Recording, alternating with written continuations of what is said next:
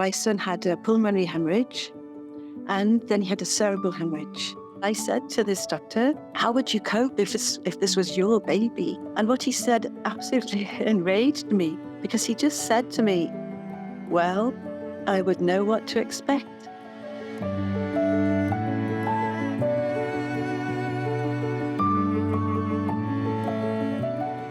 I felt like I was failed as a patient.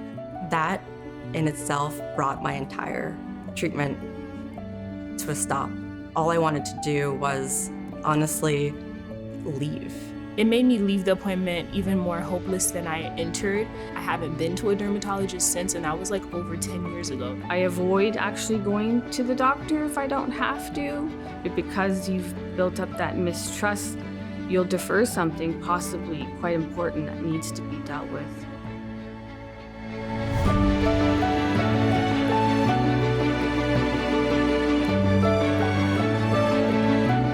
We're spoken to frequently about how it's important to make patients feel included and comfortable and represented, and that works on both sides of the equation. One thing that I experience as a nurse practitioner, much like my patient, is also not being listened to or being discounted because of my role. I don't know that people realize that women most often are treated differently and not given the credibility. Check your bias. That is a major thing. You don't need to fully understand what someone is going through to empathize. I would love for them to see me as more than my condition. When they walk into the room, you ask me how I, the person, am doing. Yes, I have eczema, but I'm Jennifer first.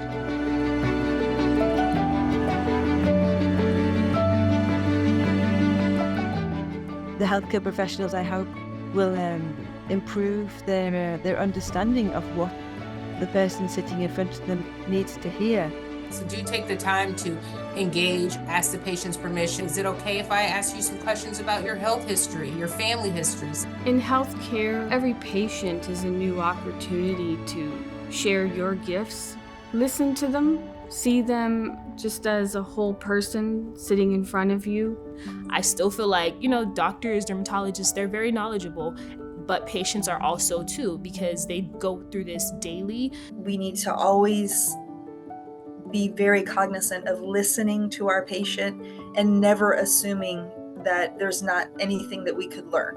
I mean, isn't that why we get into healthcare? To serve and help others? So you need to do just that.